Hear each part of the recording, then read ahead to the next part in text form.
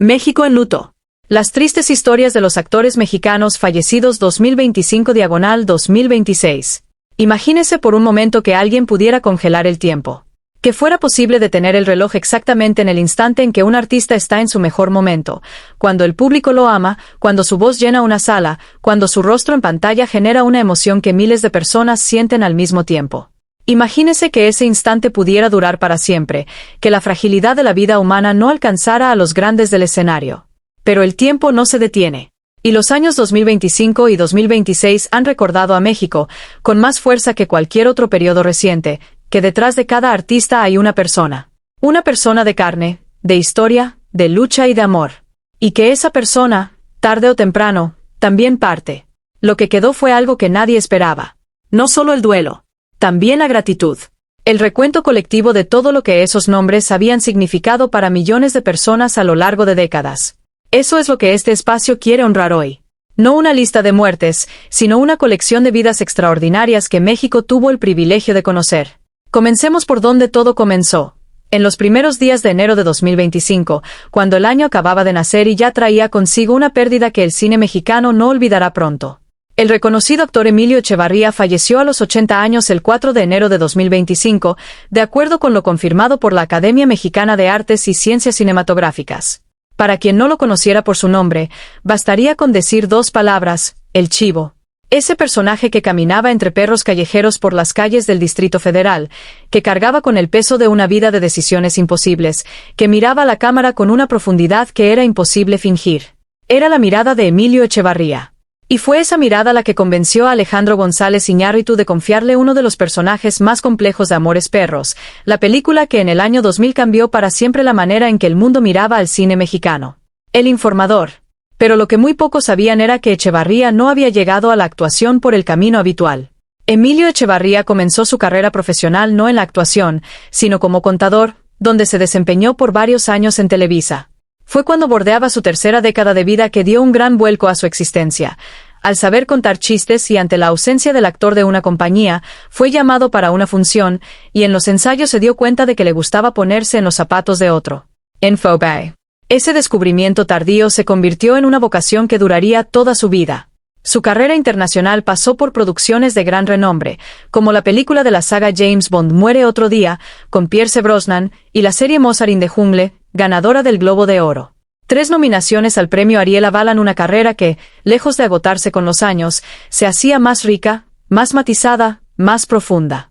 Había algo en Echevarría que solo la experiencia de haber vivido mucho podía dar: la capacidad de habitar un personaje sin esfuerzo aparente, como si no estuviera actuando sino simplemente siendo. Diary Dacrio. La Academia Mexicana de Artes y Ciencias Cinematográficas lo despidió con palabras que lo definen mejor que cualquier reseña. Siempre le recordaremos por ser un gran actor, pero sobre todo por ser una gran persona.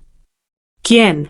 Apenas 9 días después de la partida de Echevarría, otra noticia golpeó al mundo del espectáculo mexicano. Iliana de la Garza, actriz nacida en Monclova, Coahuila, falleció el 12 de enero de 2025 a causa de un paro respiratorio. La noticia fue confirmada por la Asociación Nacional de Intérpretes de México.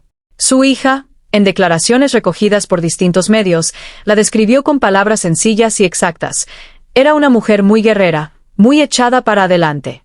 A lo largo de su carrera, participó en una amplia variedad de proyectos, destacándose en telenovelas como Salomé, Pasión, Sortilegio y Mi adorable maldición, así como en programas como Mujer, Casos de la vida real y La Rosa de Guadalupe.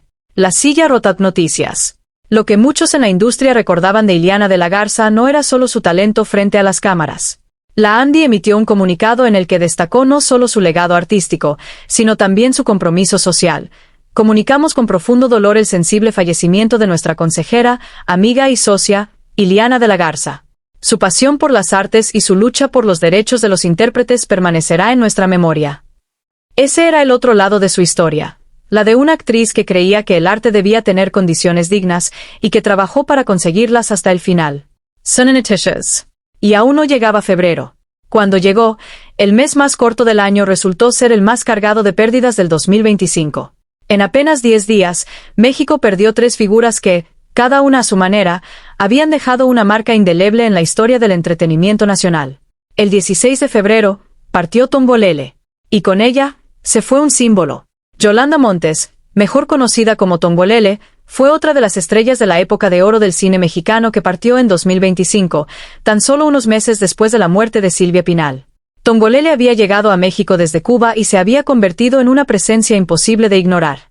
Su nombre era sinónimo de movimiento, de ritmo, de una sensualidad que el cine de los años dorados sabía enmarcar con una elegancia particular. En el cabaret y en la pantalla grande, fue un símbolo de libertad artística en una época donde esa palabra tenía consecuencias. Y vivió hasta los 93 años, llevando consigo el peso y el honor de haber sido testigo y protagonista de una era irrepetible. 10 minutos. Un día después, el 17 de febrero, México despertó con una noticia que, aunque anunciada por el deterioro de salud de los últimos meses, dolió como si nadie la hubiera esperado. Este 17 de febrero de 2025, Francisca Viveros Barradas, mejor conocida como Paquita la del Barrio, falleció a los 77 años en su hogar en Veracruz. Asti Noticias. Paquita la del Barrio no era solo una cantante, era una declaración. Sus canciones, directas, sin adorno, sin piedad hacia quienes habían hecho daño, funcionaban como un espejo para millones de mujeres que reconocían en sus letras algo que habían sentido pero nunca habían podido decir en voz alta.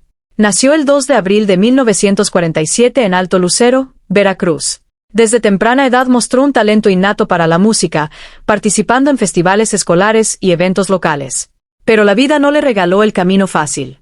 A los 16 años se casó con un hombre mucho mayor, quien resultó tener otra familia, lo que la obligó a buscar su sueño de ser cantante en otros rumbos. Llegó a la Ciudad de México, trabajó en restaurantes, construyó su carrera desde cero, con la única herramienta que nadie le podía quitar, esa voz capaz de llenar cualquier espacio. Asti Noticias and Phobie. A lo largo de su carrera, se consolidó como una de las figuras más importantes de la música ranchera, con letras que denunciaban el machismo y exaltaban el empoderamiento femenino. Entre sus canciones más icónicas destacan Rata de dos patas, 3 veces te engañé y me saludas a la tuya. Senza Cine. Pero lo que tal vez define mejor la historia de Paquita la del Barrio no es el éxito que alcanzó, sino lo que hizo con ese éxito. Nunca abandonó a su público original. Nunca olvidó de dónde venía. El apodo La del Barrio no era solo un nombre artístico. Era una filosofía, una manera de decirle a la gente común, a la que no aparecía en portadas de revistas de lujo, que también merecía una voz que la representara. Y Paquita fue esa voz durante más de 5 décadas.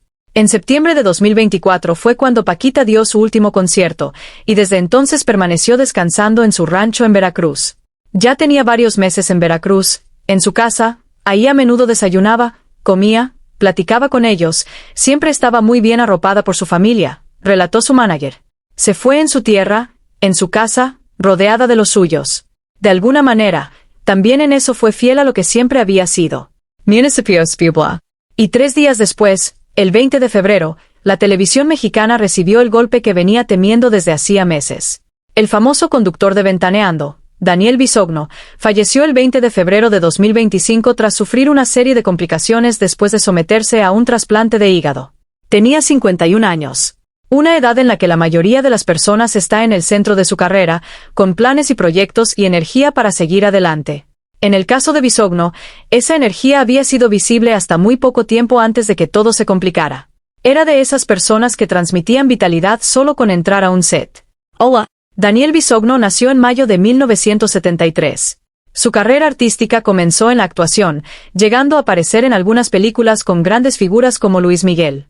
Posteriormente inició actuando en el teatro con ayuda de su tía Angélica María y su prima Angélica Vale. Pero fue la televisión el espacio donde encontró su verdadero territorio. Bisogno comenzó a trabajar en Ventaneando en 1997, un año después del estreno del programa. Su última aparición en el foro fue el 3 de septiembre de 2024, un día antes de ser sometido al trasplante de hígado. Yahoo Wikipedia. Por tras de aquella imagen pública encendida y sin filtros había una realidad más compleja. El padecimiento de varices esofágicas había revelado un mal funcionamiento del hígado cuyo diagnóstico fue dramático, cirrosis. La enfermedad avanzó, el trasplante llegó como una esperanza y se convirtió en el inicio de una complicación tras otra. Una hospitalización se complicó por una infección con una bacteria. Para combatir la bacteria se le recetaron antibióticos muy potentes, lo que provocó un colapso de los riñones, lo que provocó líquido en los pulmones, lo que desencadenó su muerte el 20 de febrero del 2025. Wikipedia.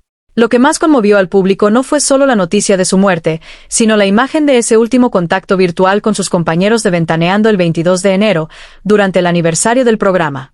Desde el hospital, conectado a distancia, todavía sonreía. Todavía era él.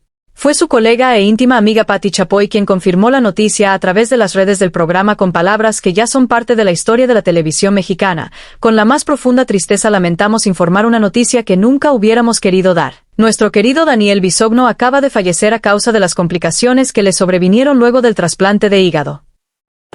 El año continuó su curso, implacable. Y en diciembre llegó otra despedida que México no estaba preparado para recibir.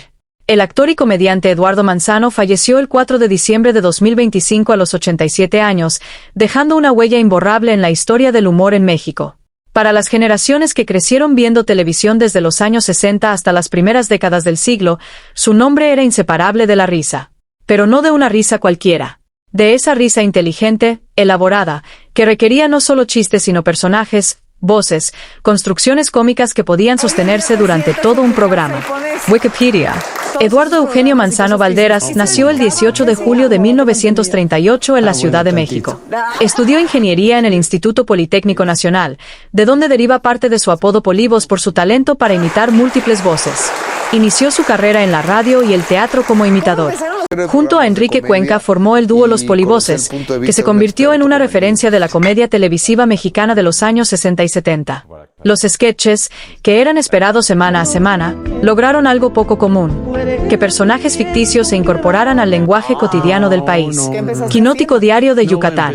Pero lo que resulta verdaderamente extraordinario en la carrera de Eduardo Manzano es su longevidad activa. En años recientes, consolidó su vigencia con el rol de Don Arnoldo López Conejo, el abuelo mujeriego y astuto en la serie Una familia de 10, donde participó durante 14 años. Su último trabajo en televisión fue como parte del elenco de esa producción.